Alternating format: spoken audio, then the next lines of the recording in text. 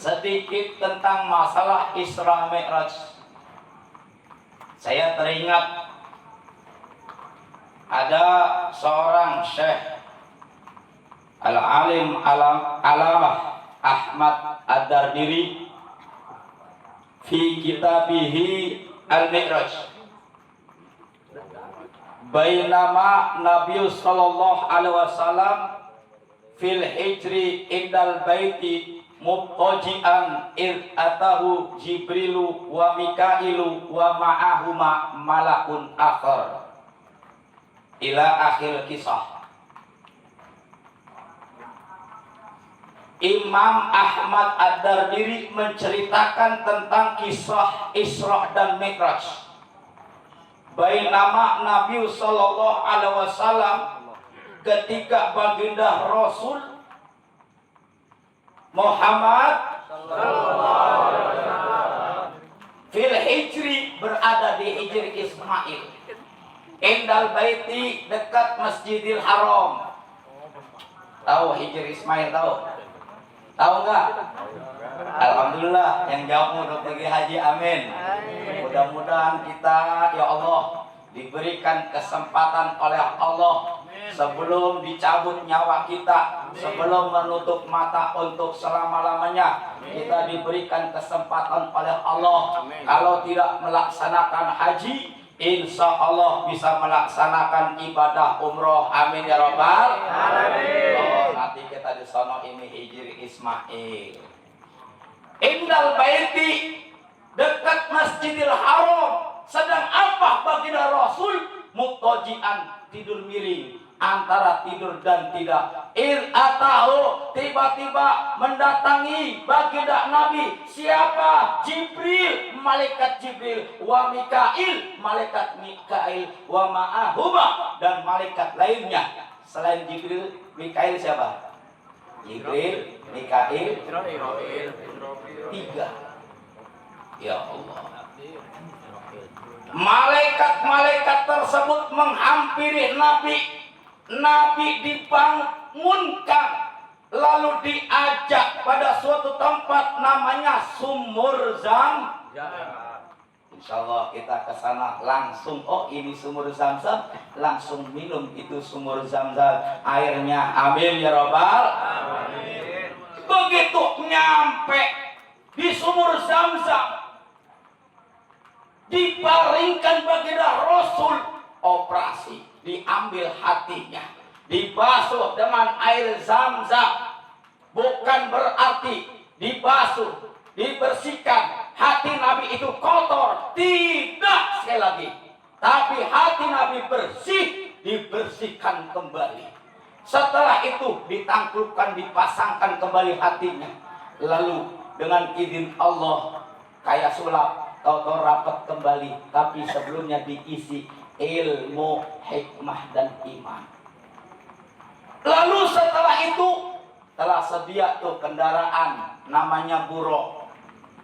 Sebenarnya buruk itu kan diambil dari kata al-barkila. Jadi sekali hentakan itu melebihi kecepatan suara dan cahaya. Tuh, kendaraan nanti itu buruk buat kendaraan kita di surga, amin ya rabbal alamin. Oh, ini buruk, bukan buruk yang digambar-gambar kita lihat ya. Wajahnya perempuan cantik, ya, bersayap seperti kuda, bukan itu. Ya, pakai kemben lah. Itu mah kayak buruk orang itu di mana Indramayu. Kan suka ada teman-teman dia. Betul. Ada tuh ya delman, bukan buruk yang Indramayu itu ada delmannya, atau mungkin yang dibikin-bikin itu. Bukan seperti itu buruk. Intinya berangkatlah Nabi. Untuk apa? Mengadakan suatu perjalanan di satu malam. Yang ayatnya Subhanalladzi asra bi abdi laila Allah lailan minal masjidil haram ilal masjidil aqsa Allah alladzi barakna haulahu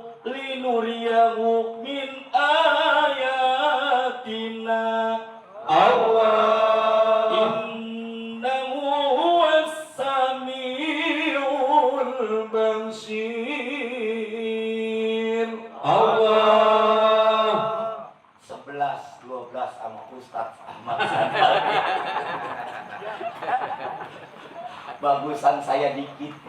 Kebanyakan beliau. Saya bukan bidangnya itu ya. Maha suci Allah yang telah menjalankan hambanya dalam satu malam perjalanan minal Masjidil Haram ilal Masjidil Aqsa. Allah. Alladzi barakna haulahu, yang sekelilingnya diberikan keberkahan. Linuriyahu min ayatina, Allah perlihatkan tanda-tanda kebesarannya. Innahu, sesungguhnya Allah, huwa dia Allah, sami, maha apa? Mendengar. Basir, maha lihat. Subhanallah. Setelah sampai dari Masjidil Haram ke Masjidil Aqsa, lalu apa? Ini mi'rajnya. Ini Isra-nya. Mi'rajnya naik ke langit. Langit satu ketemu siapa? Nabi Adam. Langit kedua ada yang tahu? Ada yang tahu? Saya kasih sepeda.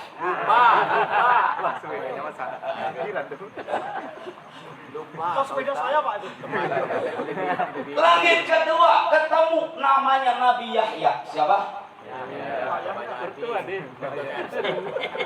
Langit kedua ketemu Nabi Isa dan Nabi Yahya. Langit ketiga, Ucup mana Ucup? Nabi Yusuf. Langit keempat, Nabi Langit berapa? 5. Nabi siapa? Harun. Hah? Oh, alhamdulillah tuh. Ini mah nggak sepeda, nggak ada. Tinggal Harun. Ada kontrol. Langit ke-6. Ayo. Nabi Musa. Oh, ragu-ragu pelan, Nabi Musa. Langit ke-7. Ibrahim. Alhamdulillah.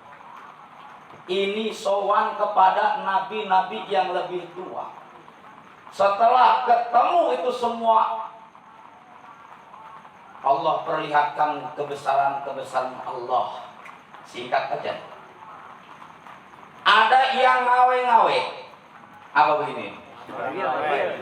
Lambai-lambai. Muhammad ngawe-ngawe. Awas jangan salah ngomong. Paham aja kan? Ya Jibril, man huwa, siapa dia? Karena nenek-nenek, nyai-nyai, kan udah tua ya, keriput. Tapi dandanannya, Waheno. Itu bedaknya 2 cm. Pakai anteng kayak pelek becak. Direct bonding. Kalau ada nenek-nenek nih, umurnya 60 tahun, pakai baju apa ini? Kelihatannya bagaimana? Adem aja. Adem, aduh. Demen naksir ya. Singkatlah. Ya Jibril, siapa dia? Oh, dia itu gambaran dunia. Artinya apa? Sejak zaman Rasulullah di Isra dan Mi'rajkan, gambaran dunia itu udah tuh. Ada lagi panggilannya. Siapa ya Rasul? Ya Jibril. Oh, itu panggilan daripada siapa? Itu panggilan iblis. Ada lagi panggilan apa? Panggilan dunia. Ada lagi panggilan Yahudi. Ada lagi panggilan Nasrani. Belum lagi ditampak-tampakkan ada yang getok-getokin kepalanya hancur. Siapa tuh? Pakai palu dipegang, digetokin kepalanya sampai hancur, dia teriak kesakitan luar biasa. Allah kembalikan lagi, dihancurkan lagi. Siapa ya Jibril? Haula min ummatika, mereka adalah umatmu. Lahirnya Islam, KTP-nya Islam, dari keluarga Islam, paling kenceng ngomong Islam, tapi hidupnya tidak sujud kepada Allah. Nauzubillah min. Gambaran begitu. Nanti yang remehin ninggalin sholat nyesel diketok-ketokin kepala sampai hancur, teriak, tumbuk lagi, getokin lagi, hancur. Begitulah seterusnya. Al-Quran menginformasikan masalah kaum fi sakor qalu lam nakum minal musholin. Kenapa kalian masuk neraka sakor? Dijawab qalu lam nakum minal musholin. Ketika di dunia saya Islam, agama saya Islam, tapi saya nggak pernah melaksanakan sholat, nanti nyesel naudzubillah min. Ada yang panen, setelah dipanen tumbuh lagi. Ini perumpamaan umat Rasul kita ini sedekah, termasuk kayak begini nih. Amin rabbal. Itu aja tuh kuning-kuning. Alhamdulillah. Sedekah, panen tumbuh lagi. Dari banyak kisah-kisah, perumpamaan itu banyak sekali, bahkan mampir ke surga, mampir ke neraka. Nah, dari kisah itu yang paling pertama dan utama, karena beliau diberangkatkan memenuhi undangan Allah melalui malaikat Jibril, terus Mikail, Israfil, Sidratul Muntaha, terus menghadap Rabbil Izzah Allah Subhanahu. Untuk apa? Menerima titah dan perintah sholat yang tadinya 50 waktu. Karena ketemu Nabi Musa, Muhammad, umatmu kecil-kecil, nggak bakal kuat 50 waktu, nggak bisa kerja, betul? Jangankan kerja, ngopenin bini juga nggak kuat, betul? Lagi-lagi panggilan akhirnya minta kurang dari 50 menjadi 45, 45 menjadi 40, terus sampai sekarang 5 waktu. Alhamdulillah. Cuman bukan jadi bahasan gitu. Yang kita bahas dari cerita ini nih, dari awal hingga akhir, Nabi itu tadi dibersihkan hatinya, diisi ilmu dan iman. Ada kaitannya ilmu dan iman. Kalau kita hanya melulu iman tanpa ilmu, lemah, gampang goyah, apalagi digoyang-goyangin. Tuh iman. Kenapa? Iman sih kuat, imin yang nggak kuat. Apalagi digoyang-goyangin ya. Betul kagak? Betul. Digoyang-goyanginnya dengan apa? Manusia dengan dunia, gitu kan? Dunia apalagi? Jabatan, perempuan, begitu kan ya? Itu kita kalau digoyang-goyang, kan manusia itu kadang-kadang diuji dan cobanya. Ada yang dengan jabatan, ada yang dengan harta. Saya pengen coba, kalian punya iman? Punya kagak iman? Punya kagak iman? Jawab yang kencang, punya kagak iman? Punya. Saya coba. Kalau umpamanya kita punya iman nih, ya kan? Iman kita dibeli oleh apa? Jabatan. Jadi manajer perusahaan, mau apa kagak? Mau apa kagak? Direktur. Alhamdulillah. Emas 100 gram. Mau? Monas gondol. Alhamdulillah. Iman kuat. Ini paling penting. Kenapa? Ditopang, didukung dengan ilmu. Harus kuat. Karena sekarang apa? Banyak orang yang gak kuat imannya. Karena apa? Ilmunya gak ada. Ilmunya kurang. Sebaliknya, orang punya ilmu tanpa iman liar. Banyak orang punya ilmu. Baik ilmu agama maupun ilmu pengetahuan yang berurusan sama dunia. Kalau seandainya imannya kurang, ilmunya tinggi, dia ilmu agamanya tinggi, banyak ulama-ulama kita barangkali diantaranya, banyak dai-dai, penceramah kita yang bisa kita lihat dari medsos, betul? YouTube misalnya, mereka mengatasnamakan agama, mereka hanya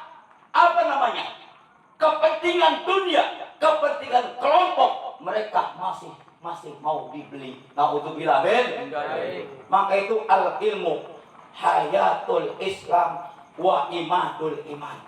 Ilmu adalah rohnya Islam. Wa imadul iman, dan tiangnya iman. Maka saling menopang. Oleh karenanya, biar kita imannya kuat sampai selalu berdoa, Allahumma hayyina bil iman wa amitna bil man. Betul? Pernah doa begitu kan? Kalau kita nggak bisa, paling nggak kita ngamin. Ya Allah, hidupkanlah kami dalam keadaan iman, matikanlah kami dalam keadaan iman. Kita sepakat wala tamutunna illa wa antum muslimin. Illa wa antum muslimun. Janganlah mati kecuali dalam keadaan Islam juga membawa ini namanya husnul khotimah. Amin ya rabbal alamin. Oleh karenanya, sehubungan dengan ilmu dan iman, kita lihat sejarah bagaimana hebatnya Allah mengangkat orang-orang yang berilmu.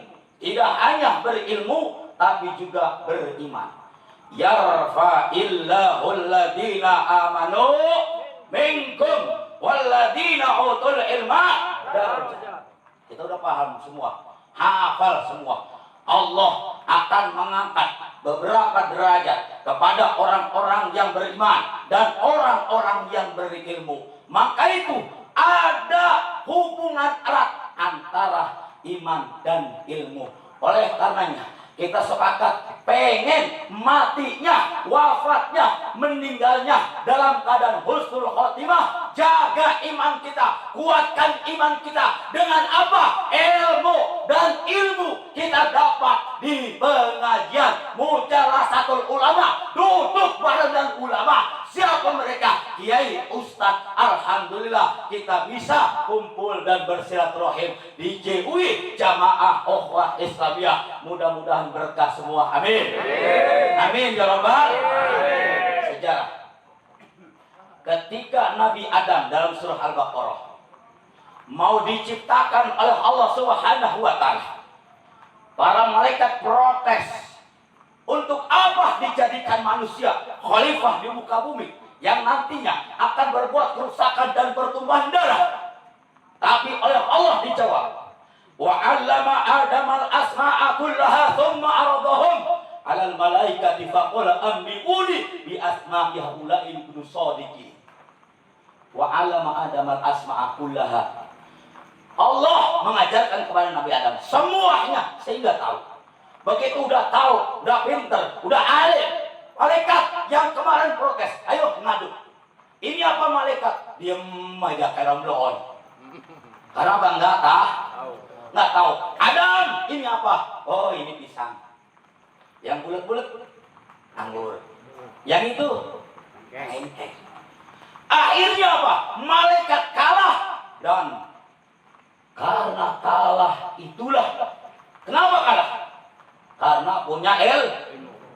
Langsung Allah memerintahkan kepada malaikat semuanya untuk apa? Sujud, memberikan hormat kepada Nabi. Kenapa? Karena punya ilmu. Nabi Sulaiman alaihissalam disuruh milih oleh Allah. Sulaiman, milih ilmu, tahta, dan harta. Kalau antum, kalian milih ilmu, tahta, jabatan barangkali jadi wali kota, ya, atau mungkin harta yang berlimpah, duitnya nggak tahu miliaran, semuanya punya. Kira-kira saya mau tanya, milih ilmu, tahta, atau harta, milih mana? Milih ilmu. Serius? Cius. Awas nggak ngaji lagi. Oh, jangan lagi ya. Kalau milih ilmu, insya Allah semakin sergap, semakin rajin, istiqomah mengaji, insya Allah. Kan dalam masalah ilmu, Rasul pernah menyatakan nih terakhir, kun aliman, au muta'aliman, au mustami'an, au muhibban, walatakun khomisan fatahli. Dengar baik-baik. Ini perintah Rasul, saya cuma nyampe. Kun aliman, hidup itu Kalau punya ilmu, kun aliman, jadilah orang alim. Kalau orang alim, ngerti ilmu agama, di tengah-tengah masyarakat, kira-kira apa? Ngajar, betul? Betul kagak? Jadi ustaz, jadi kiai, ngajar. Kenapa? Kun aliman, jadi orang alim. Cuman yang namanya pengen punya ilmu, itu nggak instan. Harus proses. Harus kalau kita lihat guru, kiai, ustaz yang menjadi pedoman hidup kita, pedoman keluarga kita, istri dan anak-anak kita. Kalau mau nyari guru, kudu paham siapa gurunya. Tidak hanya Al-Quran yang diajarkan, tidak hanya As-Sunnah atau hadis yang diajarkan. Al-Qurannya sama, hadisnya sama, kiblatnya sama, sama Islam, nabinya sama, Tuhannya sama, Allah, tapi banyak yang berbeda. Kenapa? Mereka bisa saja bukan ahli sunnah wal jamaah, betul? Betul. Sekarang itu kan banyak, kita lihat ceramah-ceramah mereka yang bisa kita lihat dari penampilannya berbeda. Biasanya jenggotnya panjang ya, betul kagak? Tidak ada jahitan di sini. Ya apa itu? Yang lahir tahun 70-an, mereka itu golongan-golongan yang disebut Salafi Wahabi belum ada. Ormas terbesar Islam, ormas Islam terbesar dulu adalah NU, Nahdlatul Ulama, yang kedua Muhammadiyah, betul? Betul. Yang sering kali tergesekkan sama kita. Gesekan sama kita, cuman masalah ribut, cuman masalah tarawih. Dia 11, kita 23, betul? Salat subuh kita pakai kunut, dia pakai tidak, betul? Lalu apa lagi? Termasuk juga tahlil. Maka itu kalau kemarin sidang tarjih Muhammadiyah menyatakan bahwa tahlilan 1, 3, 7, 40 hari dan seterusnya tidak ada dalam ajaran agama. Itu menurut mereka. Kita udah paham dari dulu, betul? Tapi sekarang berbeda dengan mereka. Siapa? Ajaran-ajaran mereka menyatakan bahwa kita termasuk adalah tahlilan ini tahlilan. Bahkan waktu saya pengen bahas itu, tahlilan menurut mereka adalah bid'ah munkarah, bid'ah dolalah. Naudzubillah min. Menurut lo, menurut gua kagak, betul? Maka itu kita di JW ini semuanya tanpa terkecuali. Disinilah kita latihan MC, disinilah kita latihan memimpin tahlil, disinilah kita latihan memimpin baca rawi, disinilah kita latihan memimpin doa, betul? Maka biar umat Islam khususnya ada kamu semangat, bisa dia membaca tahlil, membaca rawi, memimpin tahlil susah. Kita ngaji dari kecil, dengar tahlil dari orok kita, betul? Dari orok ditahlilin, gitu kan ya? Sampai gede, tapi kalau nggak dilatih untuk bisa memimpin tahlil, walaupun sampai tua, umur 60-70 tahun, kagak bisa memimpin tahlil, betul? Kalau menjadi ustadz, minimal paling tidak manfaat buat keluarganya. Ketika ziarah kubur, nggak usah pakai bimbingan yang suka di kuburan tuh. Kalau mau ruah ya, ininya kuning, sarungnya ngelinting, bacanya nggak jelas. Ya kan, maka itu kita udah bisa dilatih, mimpin latihan tahlil di JOI. Paling tidak kita bisa mimpin buat keluarga kita, khususnya ketika kita ziarah. Amin ya rabbal alamin. Saya mau tanya, kalau mereka berdakwah melalui medsos menyatakan bahwa tahlilan adalah bid'ah dolalah, tahlilan bid'ah munkaroh, kira-kira kita masih mau tahlil apa kagak? Masih mau tahlil apa kagak? Masih mau tahlil apa kagak? Sebab kalau tahlilan dilarang, maka Al-Barzanji, apalagi manaqib samaan, apalagi manaqib lainnya, itu menjadi bid'ah. Maka nggak lucu barangkali kita kehilangan. Misalnya kan kami meninggal dunia, kita kumpul-kumpul ngapain? Kalau bukan baca tahlil, betul? Ini tahlil adalah merupakan hasil ikhtiar, usaha, ijtihad para ulama-ulama terdahulu. Walaupun barangkali menyatakan ini adalah bagian ajaran Hindu 1, 3, 7 sampai 40 hari, 100, nyewu dan seterusnya. Tapi ingat bahwa Allah menyatakan untuk berzikir. Ya ayyuhalladzina amanu dzkurullaha dzikran katsiran wasabbihu bukratan wa asila. Itu perintah Allah. Wahai orang-orang beriman, zikir, sebut nama Allah dengan sebanyak-banyak sebutan. Wasabbihu, dan tak bercela tasbih, sucikan Allah di waktu pagi maupun waktu sore. Artinya apa? Kita berzikir, mengingat Allah, mau pakai kita baca subhanallah, la ilaha illallah, atau membaca Al-Quran. Al-Quran biasa kita baca Yasin. Itu semua adalah untuk berzikir kepada Allah Subhanahu wa Ta'ala. Kalau seandainya ada yang menyatakan 1, 2, 3, 7 dan seterusnya, sebelumnya udah ada di Indonesia, dan itu bukan perbuatan amaliyah daripada orang-orang Islam, oke, saya katakan bahwa kalau saya ibaratkan kita waktu lebaran ada biskuit namanya biskuit kongguan, betul? Ini perumpamaan aja. Kita pakai air, kita pakai cat tuh kalau mau lebaran ya, cat yang 20 tuh, 20 kilo, betul? Kalau kita makan cat boleh kagak? Boleh. Kagak boleh, maot bisa. Lo makan cat Boleh. Kongguan, kita makan kan, habis. Lalu setelah habis cat habis, itu cat kita gunain buat air minum, betul? Boleh kagak? Kagak. Boleh kagak? Bekas cat maksud saya, udah dicuci, ya kan? Udah dicuci bersih, kita buat tempat air. Boleh diminum kagak? Boleh. Boleh. Termasuk kongguan udah habis nih. Kita isi sama Regina. Betul kagak? Kita ngelihat kulitnya, atau kita ngelihat kalengnya, apa kita penting dan ngelihat isinya. Isinya nggak ada larangan. Begitu juga barangkali acara 1, 2, 3, 7 hari dan lain sebagainya. Tapi acara-acara tersebut kita isi dengan pembacaan tahlilan, betul? Dan tahlilan itu udah diramu, udah dibikin oleh ulama-ulama kita dari ila hadratin, baca kulhu, falaq, anas, ayat kursi, termasuk juga doa-doanya. Kalau ada kematian, kita baca Yasin. Katakan pada mereka, adakah dalil Al-Quran atau hadis bahwa kita membaca Al-Quran, surah-surah pendek, baca tasbih, tahmid dan takbir itu diharamkan, betul? Tidak ada, betul? Oleh karenanya saya cuma mengajak, saya ngasih tahu, saya bikin pertahanan buat saudara-saudara saya yang akidahnya sama, Ahlus Sunnah wal Jamaah. Kita tanya, Ahlus Sunnah wal Jamaah itu apa?